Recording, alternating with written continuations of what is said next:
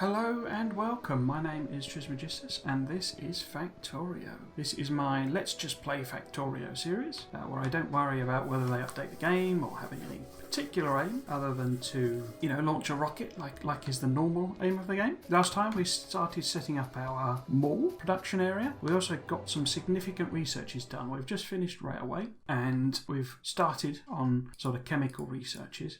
I also finished the what's it called? Automobilism, I think it's called.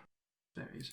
So we can now build a car. We want that to get around easier, basically, but it has like a turret on it, and you can do circle strafing as an attack method. I'm not great at circle strafing. I can certainly show it to you, but whether I'll get dead, I don't know. So we want to finish off those researches so that we can build up material for railways, basically, and that'll allow us then to start branching out and bringing resources in. We also want to do the chemical-related researches so that we can then kickstart our blue science research. Blue science is something of a hurdle for a lot of players, so I'll show you that in action. Actually, we'll do flammables. Might as well get ourselves a flamethrower. Because we have some pollution going on. This pollution is about to hit and kind of hitting these vitalists, and it will make them very angry. That's why I want the car and stuff. So what I'm going to do, I'm going to set up a little production. Will I be able to tack it onto something else here? I don't think I will. What I want to produce is engines, basically. You can't hand make engines, you have to make them in an assembly machine. But it takes steel, iron gear wheels and cogs, and pipes. And since we have... Because what I can do, I can reverse this in terms of being a thing down. So I can just bring pipes down and pop something here to make engines. I might actually make that a blue assembly machine, as it'll be a bit quicker. Because it takes cogs and pipes, but it also takes steel. So I need some steel, and that's just up here, you see. So I might just take a quick and dirty line down. Take that up.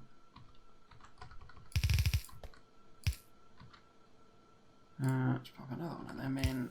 Pop that up there. That's so we can get a couple of stacks of engines going. As I say, they're actually quite slow to make, so I don't know that I need fast inserters. Really? Okay, let's do that. Yes, it's quite slow. So that'll make us some engines, which we can then use to make a car. As flammables, make ourselves a... Oh, well, I can make a flamethrower, but I'm not going to have any fuel to put in the flamethrower, so it's not any point, really. But we'll start with the other train researches, so we can make signals. I mean, what I could do, I could change this and we could have some rails being produced there.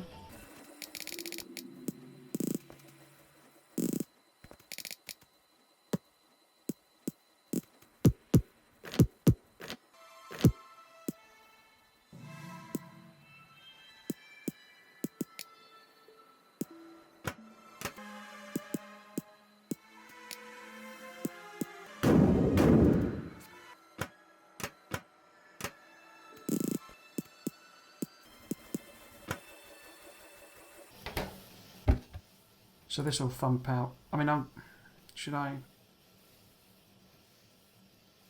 You can, because you use so much rail that it doesn't really need capping.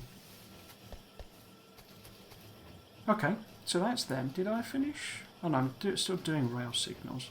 What I could do is a bit of solar panel production, because this would be quite a good place to put solar panels.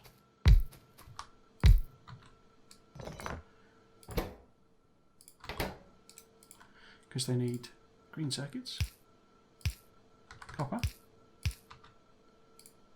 and steel. Actually, I don't know that I need fast, because it's pretty slow to make them. These I do want to cap, they're very resource intensive. Pop that there. Is that everything? So it takes 15 circuits. So it's really resource intensive. But what that'll actually do, when we start putting them down, it'll actually help us with the pollution situation. It'll also help conserve this coal patch a bit more, because we won't be using quite so much coal to do stuff. How are we doing power-wise? Well, we're quite close. I might pop some more things down.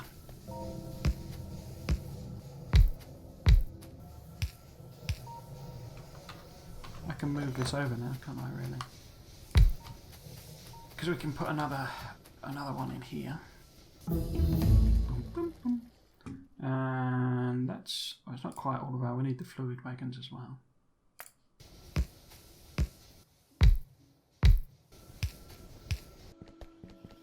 You have got 38 engines. Should be enough to make a car. Where's... oh, there's the car. So we can do rail signals as well. So stations we won't produce because you don't need too many of them, or I won't need too many of them.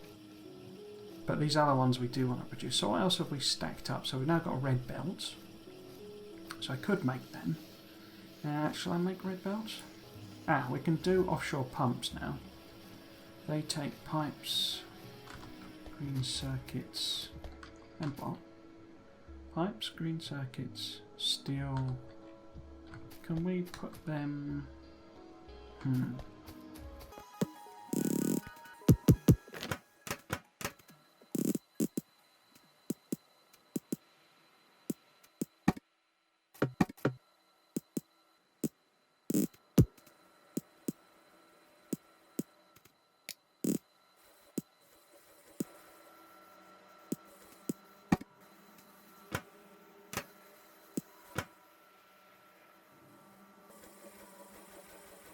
yeah, okay, so we're producing railway stuff, we're producing pump jacks. We could do... it's easy enough to handcraft them for when we need them.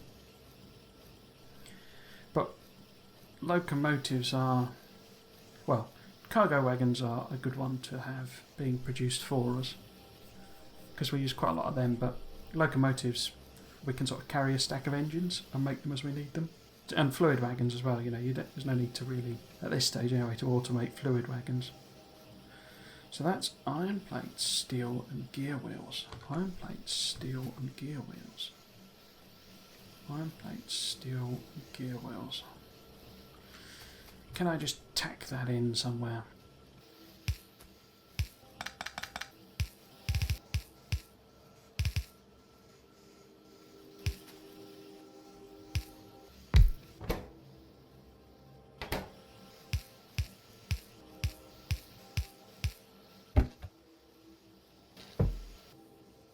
Okay, because then I've got all the rail stuff, you know, together-ish, and I've got these production things relatively close. We might as well start the sort of 2-key petroleum, because we need both of them and advanced circuits to get blue going. So we'll do these. What I was going to show you is how the car works, because it actually has a different control scheme. So to move your character, it's just WASD and they move in the direction. But for the car, I mean, it needs fuel. Yeah, for the car, you hit enter to get in it, and then it's like tank controls. So W is forward, S is brake, and then backwards, and reverse rather. But left and right, it alters your angle. So like tank controls. So it's one of the reasons I don't particularly like the vehicles, because having to sort of mentally flip between two different control schemes. And later on we'll get power legs and stuff that allow us to move quicker than the vehicles, well, or comparable to the vehicles. And so they sort of become redundant. But what I want to do, I want to nip over here and scope out these biters. So what I'll actually do, I'm going to go and grab some more weapon stuff.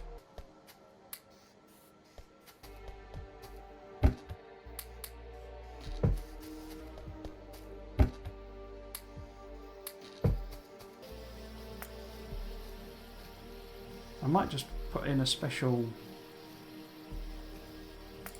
thing here with the, you know, like the turrets and stuff on it, just so it's sort of easy access.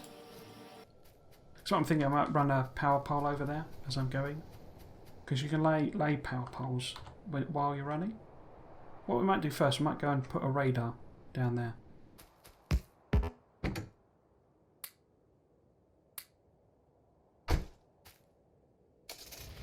So let's head down.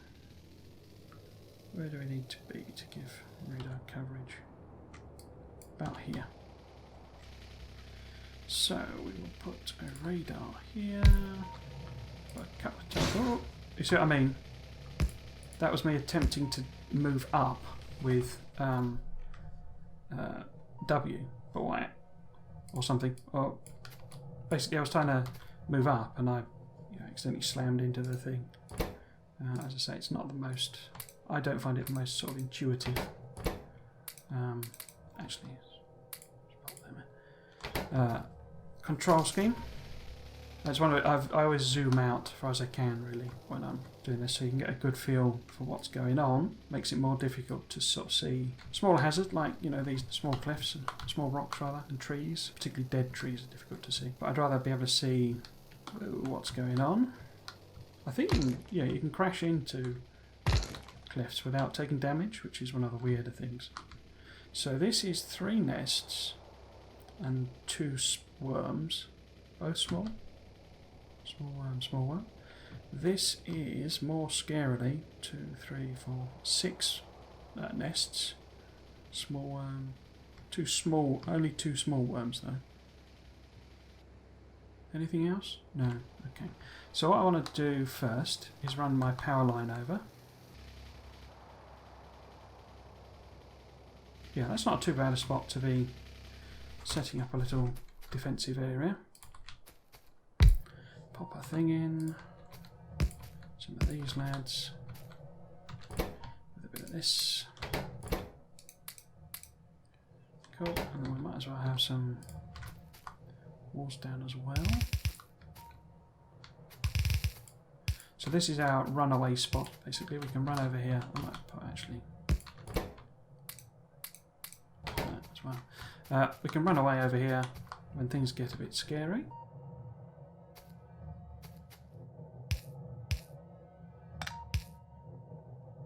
Yeah, nice and bright, nice area to come back to. Shall I try and show you circle strafing? So what you do with circle strafing is you drive around and around the object. This is going to be tough. Oh, the tree. You drive around like this with space depressed. Yeah, we're going to get eaten. Unfortunately, I ran into the nest, which stopped me dead. We're being nommed on. We're being nommed on.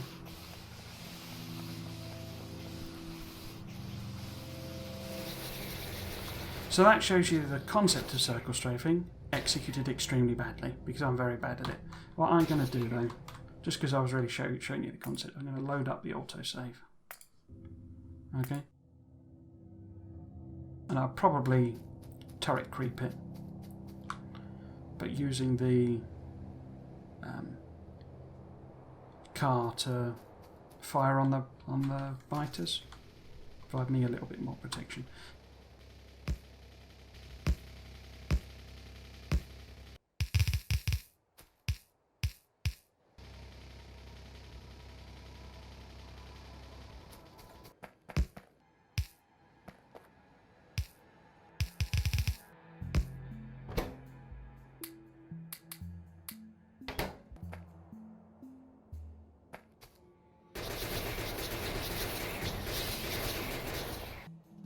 You see how much more effective the armour piercing was? It was basically one hit killing these fighters.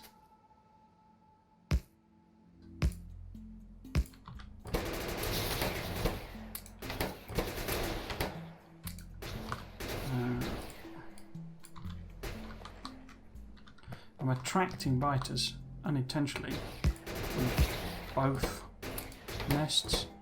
That was not my plan.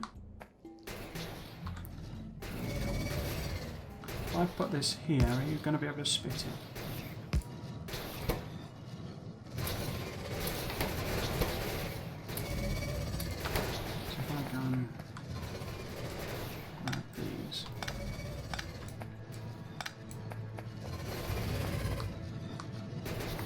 I could try using grenades actually, see if that works. You can just reach that.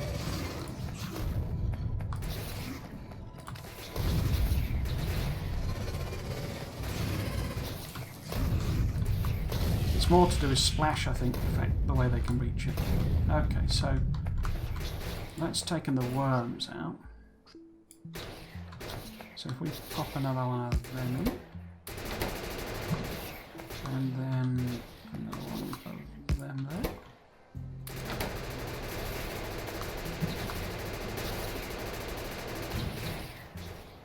Cool. Let's pick all of this up.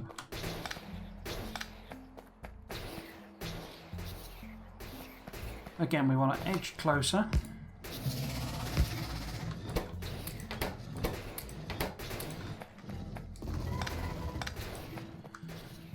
The worms are there.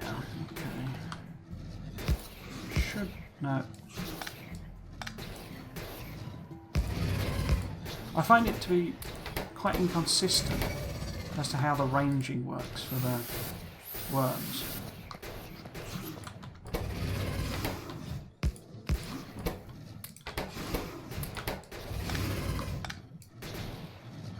Right, so they can't hit it there.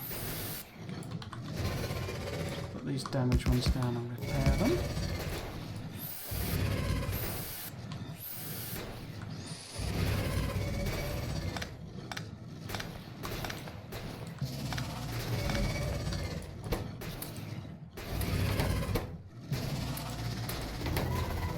The noise they're making, it's remarkable. So, same sort of idea, we will run over, lob some grenades in, try and take out these worms. Oh, I've run through the spit. Oh, I didn't get any fish, did I? Didn't get my fish. You heal naturally once you're out of combat for a while. That was foolish, I should have grabbed some fish.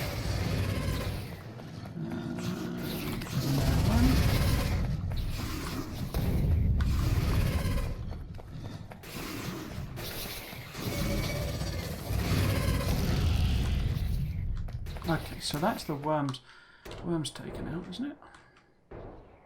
Yeah, there are no worms left. So we can creep forward.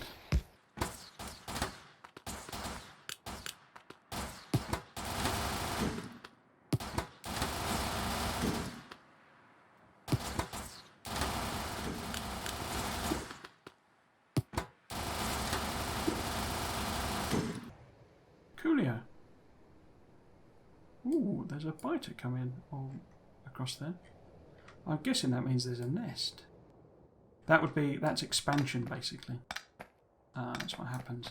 Because this area, according to us, there's nothing in there, but we saw a biter running about and it would be odd for it to be over there. So we'll have a quick peek, see if there is. Dum, dum, dum. We need advanced circuits, and that will get us chemical science. So where was it? I saw it was down here somewhere, wasn't it? No, maybe it was just from that. There was definitely a biter there, wasn't there? Can't see anything. Strange. Maybe it was just like one that had run away from... I do know they do a weird thing where they sort of... well, it's not weird, but they sort of go and sound another... Oh. Was that nest there before? Yeah, that was there before, wasn't it? They go and... So effectively a nest here that I'm attacking would send a scout over to here and send it back. I believe that's what's happened anyway. That's what seems to happen to me. But I think they have quite a limited range for doing that. Might as well leave that there as a sort of outposty bit. Oops.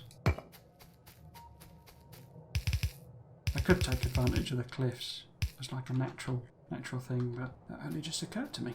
So, what we want to be doing is going and setting up oil over there. We might pipe it across, it's quite a way. But we can use pumps to like keep the pressure on. I'm tempted to set sort of oil production up sort of here, but it would mean weaving it across there. I might put down some solar panels actually. Let's get some laid, sort of start limiting our coal drain a little bit. Shall we put a solar field in here? So it'd be good to have chemicals sort of there, and maybe we can use this area for a bit of solar. I'll put them next to each other, put some solar in. You end up, well, we'll end up with tons of solar. You know, loads and loads of it. So yeah, we'll put a sort of a little solar field here. So what I normally just do at this stage is just sort of slap down the solar. Bing, bong, bing. So we'll do blue science, and that's basically research done. Oh, we might do mining productivity actually. Basically what that means is when it has productivity on, it produces more from a given ore pack. Oh, I think it's 10% actually. Yeah, 10%. So if it had 100 in it according to the, you know, the yield thing, so for 302,000, it would actually produce 313, whatever, 32 or something, because basically you get a free one every so often.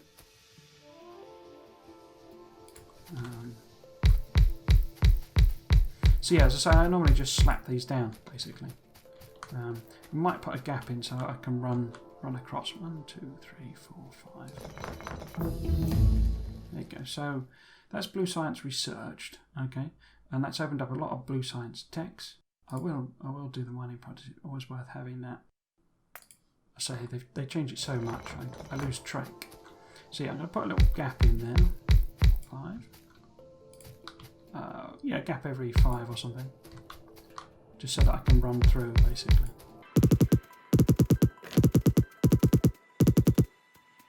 Solar panels produce electricity from sunlight, but that means they only produce power during the day. You need to pair them with accumulators, which are basically just batteries, to produce power during the night. That also means you have to overproduce electricity by quite a margin, because you have to both power your base during the day and charge up your accumulators.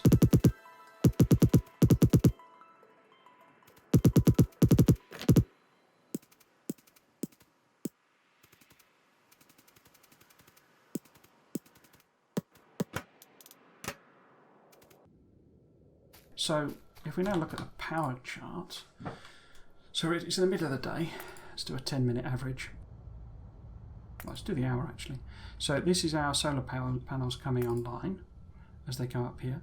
So as you can see, it's middle of the day, so they are kicking out maximum power. But this was the night time essentially. So this was as the night ended, you know, during day dawn. And this produced here, so you can instantly see that where all of this blue was coming from our coal, we've now basically halved our coal consumption during the day. As I say, during the night it won't as it were work, because you know the solar powers don't work at night, and we will need the battery technology before we can research accumulators. But there's no real point doing that yet, because to make batteries we need oil, which is our next big task. Let's have a look. So this oil patch down here, it's got 1, 2, 3, 4, 5, 6, 7, 8. It's got 8. What do you call them? Slots, as it were. 8, you know, oil fields. I've already got a load of stuff over there. Okay, so here we are. Oops, double click that. So we'll pick this all up. So if we hit Q on that, it'll automatically pick up the pump jacks. 4, 5, 6, 7, 8.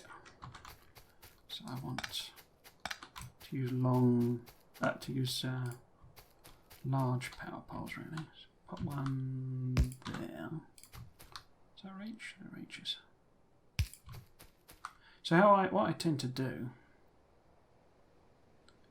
I can't reach all of them, is I tend to like align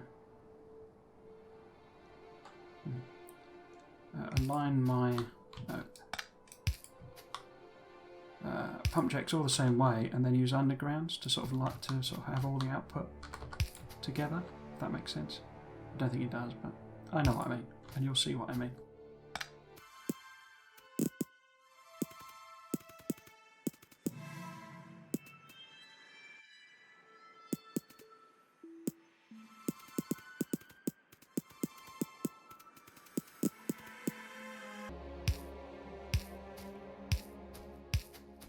Right, so pumps. What we want to do is use pumps to sort of push it along. Basically, it does mean we need to defend both a lot more, basically. But what I can do, I can bring the pumps and the pipes alongside the power poles.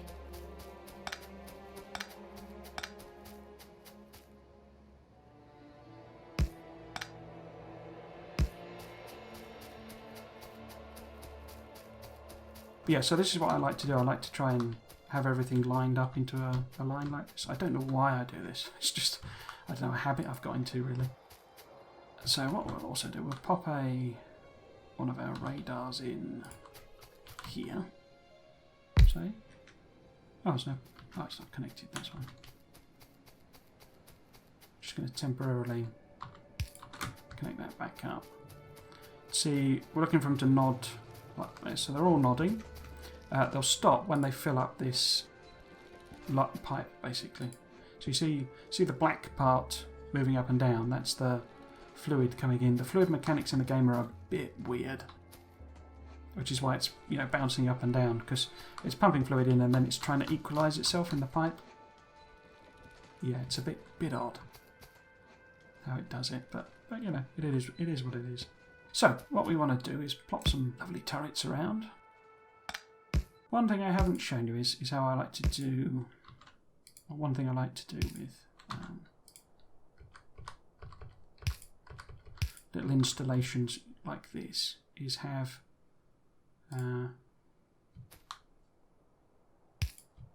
use boxes, basically. So I'm going to wall it all in eventually, but I'll have little pillboxes essentially with the turrets. And so what you do then is you just plop the ammo into the box, and it's a very quick and easy way when you're using the radar you can just zoom in, see if there's anything in the box, and if there's stuff in the box, you're safe, basically.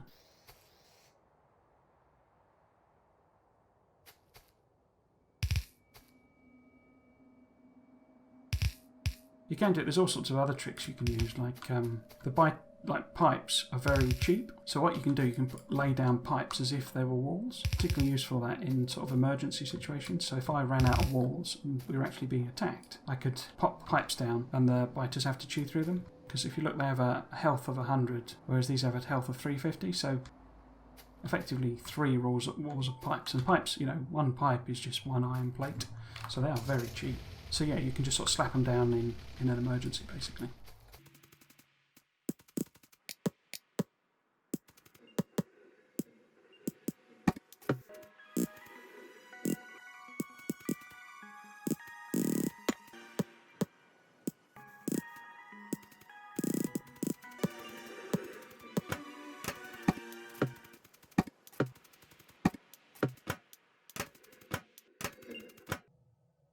It's useful sometimes to have exact numbers in, because then you can it allows you to quickly look and see how many have been fired.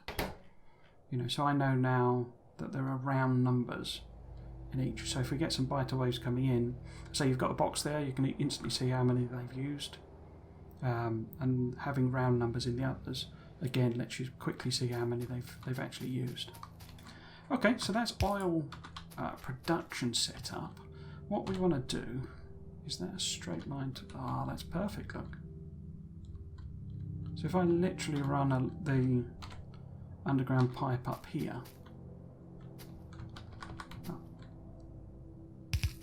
then that takes us exactly to where we want to go, I think. Oh, that's unfortunate. But that's also what grenades are for.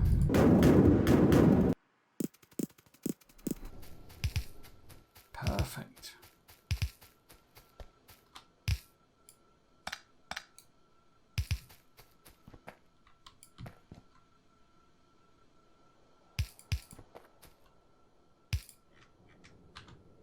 So that's our pipe. I'm going to put a turret there, just more to remind me than anything else. Okay, so how many pumps do I want to put in? I don't know that I need any more pumps. I might put one over here, just because it's about halfway-ish. I'll put one where that join is, I think, because then we can tap off power quite easily. Where did that pump go? Here, pumpy. There it is.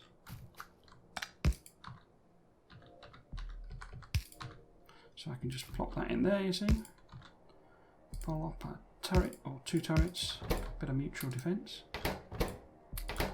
Perfect. What I might actually do is run the power line, big power poles down here, basically.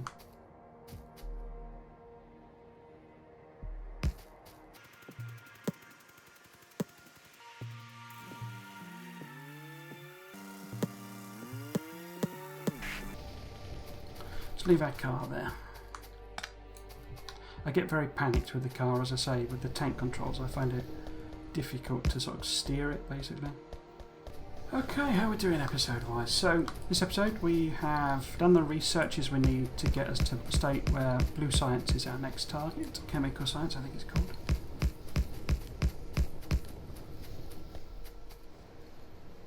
Minor productivity.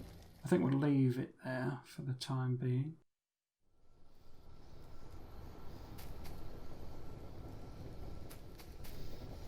So the mission next episode will be to set up oil production properly, meaning the actual chemical plants to process the oil rather than bringing the oil itself in, which was obviously already done. So that's what we will do next episode. Hopefully it won't be quite so higgledy-piggledy and messy as when I was building the grey science, but you never know. So let's have a look at our power chart now. Just before we end. There we go. So you see these are the solar panels ramping up to production. Yeah. So our coal ramps down. But one of the things you can also notice, we're not producing enough solar power to fully supply the base anyway. So when these are up here, so this is half and half sort of thing, you can basically see that. So when these are producing, it's about half the power. Once I've got the oil set up over here, I'll put some more solar panels down. Yeah, so there we go. So I think quite a productive episode. So if you've been watching, I hope you've enjoyed it and you might want to consider coming back for another one. I've been Trismegistus. This has been Factorio. Thanks for watching. Cheers.